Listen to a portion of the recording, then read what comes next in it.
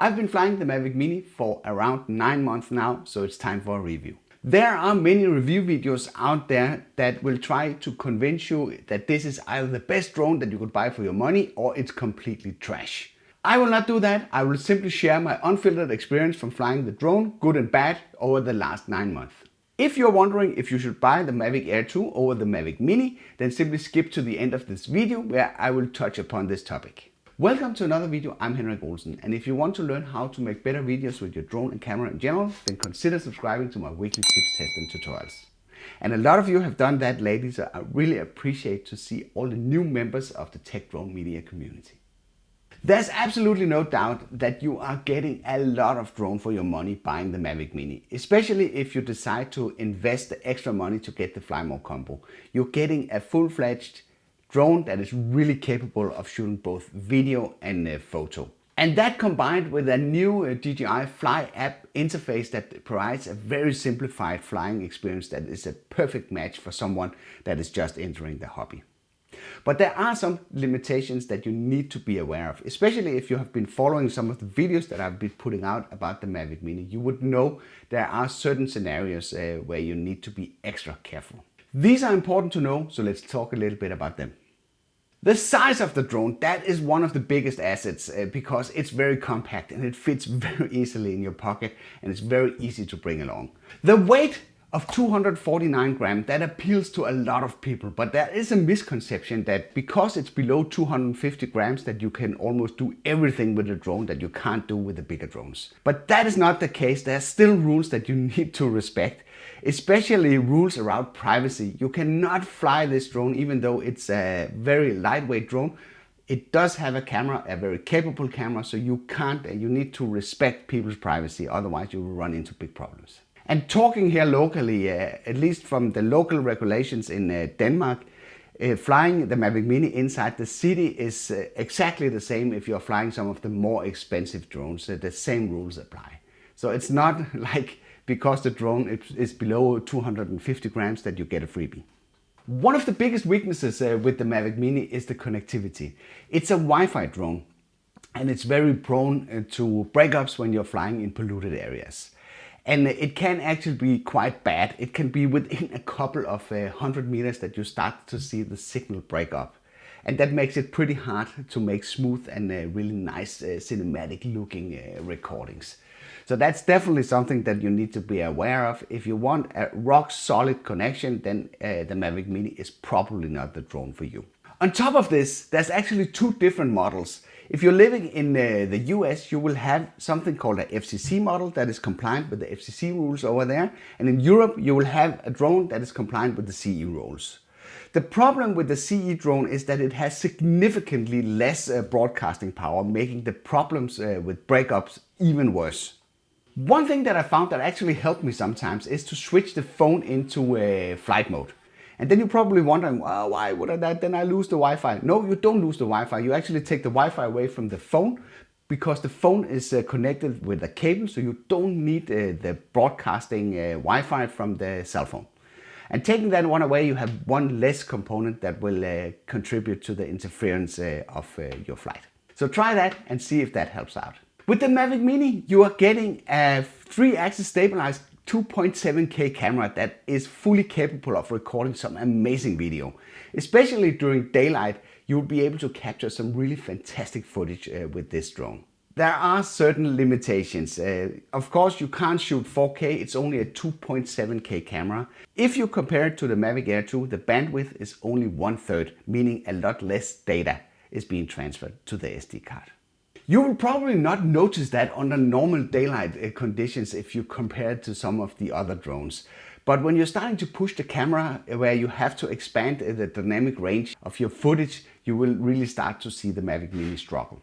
Also in low light, the sensor's capabilities are quite limited. When we first got the Mavic Mini, it was only possible to use the auto setting when using the video function of the drone. That has luckily been changed with the latest updates of the firmware and the DJI Fly app, adding manual settings in video mode as well as manual white balance. When I made my initial review of the Mavic Mini, I was sort of complaining about especially the white balance and being able to adjust the ISO and shutter under video settings. And a lot of you were bashing me saying, well, DJI won't do that, they can't do. But they actually ended up adding them in, so that's pretty nice. Not that I can take the credit for that, but it's still nice that DJI upgrades the product along the way. You will basically have additional features after you have purchased it. I do want to point out one thing, that the benefit of having the auto or having the manual video settings available are quite limited, because this drone is a fixed aperture drone, means that you can't really open and close the amount of light that enters into the sensor. And with that parameter locked and the ISO being probably forced down to 100, which will give you the darkest image with the best quality, you don't have a lot of options left to adjust the camera. So during normal daylight, you will basically be flying with ISO 100, and you will have the aperture fixed at 2.8, meaning that the only parameter you have left to adjust is the shutter. And you are already capable of doing that in auto by changing the exposure compensation value. So the benefit of having manual settings with the Mavic Mini is quite limited. By the way, do you wonder how much better the Mavic Air 2 footage is compared to the Mavic Mini, paying almost twice the amount of money? Is there a big difference, or will you not even notice this when it's uploaded and compressed to YouTube? Then simply write Air 2 versus Mavic Mini in the comment below, and I will consider making a video about that. When you are flying around in normal bright daylight conditions, your shutter speed is probably way too fast, and what you will experience is that your footage looks choppy and jerky when you're flying close to objects. And in that case, you need to add filters to your drone. And there are quite a few options out there, but in general, they are a bit pricey compared to what you pay for the Mavic Mini. So this might be something that you would consider extra carefully before you go out investing in filters for your drone. Especially if photography is your main objective, you basically don't need them.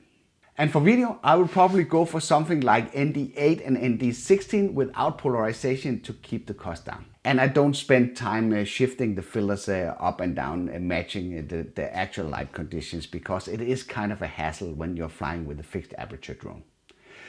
If you can adjust the aperture of the drone, that makes it easier to adjust the shutter speed spot on while you're in the air, while you have to land the drone and shift the filter when you're flying with a Mavic Mini. And that is a little bit cumbersome sometimes.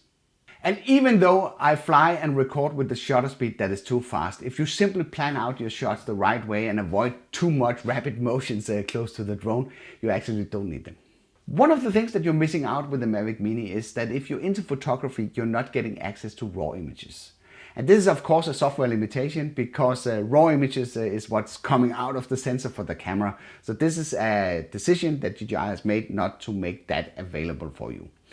But there's no doubt getting a RAW photo will increase your options in post-production to enhance the look and feel of the photos that you are taking. This means that the photos that you will be getting out of the Mavic Mini is JPEGs, and there are certain limitations to how far you can push these pictures in post-production because of limited dynamic range. But there is a way around this, and you can actually trick the camera to expand the limited dynamic range by doing manual bracketing.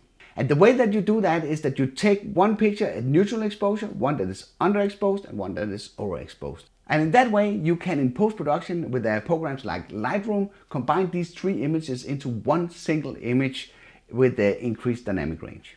In case you want to see how that works in real life, I made a video about this, and you can access this video through this card or in the description below in case it doesn't show up here. The flight time is advertised to 30 minutes, and we all know we are not getting 30 minutes out of a DJI battery, but I must say that I'm surprised, because I tested it multiple times with my Fly More combo, and I'm not capable of getting more than 20 to 22 minutes out of my batteries. So that is a significant less than what they promise. I don't know what's wrong, but I've tried different scenarios. I've been flying in high wind, I've been flying where it's just hovering, and I can't get it past around 20, maybe 23 minutes at max. But I think this is a lot less than what I could expect. What flight times are you actually getting? Let me know in the comment below. Another thing you should be really careful about is flying in high wind. The Mavic Mini's capability of handling wind is quite limited. So when the spec sheet says maximum 8 meters per second or 18 miles per hour, you should take that one very, very seriously. Because if you don't do that, you might end up in a situation where the wind is catching your drone and it starts to drift away. There's been stories about people experiencing that and simply hitting the return to home, hoping that it would bring the drone back. But because it doesn't have sufficient motor power, it will actually end up drifting even further away and you will end up losing your drone. I had a situation where I almost lost the drone and I was forced to think very quickly for an emergency landing. And I made a video about this, and if you're interested in watching this, you can access this through this card or in the description below. I gotta tell you, that was quite an unexpected and unpleasant experience. That video is definitely worth a watch. Are you still in doubt if you should go for the Mavic Air 2 instead? This is simply my advice. If you have the money, then you should definitely go to buy the Mavic Air 2. It offers a tremendous amount of extra features and security with the OcuSync 2.0, where you would never experience breakup in the connection. The camera is also significantly better than what you see on the Mavic Mini. So if you have the money, you should definitely go for the Mavic Air 2. There's no doubt that the Mavic Air 2 could be every drone pilot's wet dream. On the other hand, if you are new to the hobby and just want to get your feet wet and get familiar with the hobby to test out the waters, if this is something for you, the Mavic Mini is the perfect choice. Because you're getting a decent flight time, even though it's lower than advertised, you're getting a really good camera, and that will allow you to test out if this is something for you. So in that case, I would seriously consider getting the Mavic Mini. And as an added bonus is that DJI products, they have a pretty good resale value. So once you outgrow the capabilities of the Mini, you can simply sell it and reinvest the money in buying something that is more expensive with additional features. That at least would be my recommendation. In case you're considering either or, I have left links in the description below for your convenience, where you can check out pricings on Amazon.com. Have you just purchased a Mavic Mini and is a little bit uncertain how to get started? I made very comprehensive start guides that will take you through all the basic steps to get you airborne. You can access those videos through these cards. I hope you liked this video. If you did, then feel free to give it a like. If you didn't like it, feel free to press the dislike button twice. Thank you for watching, and I'll be seeing you around.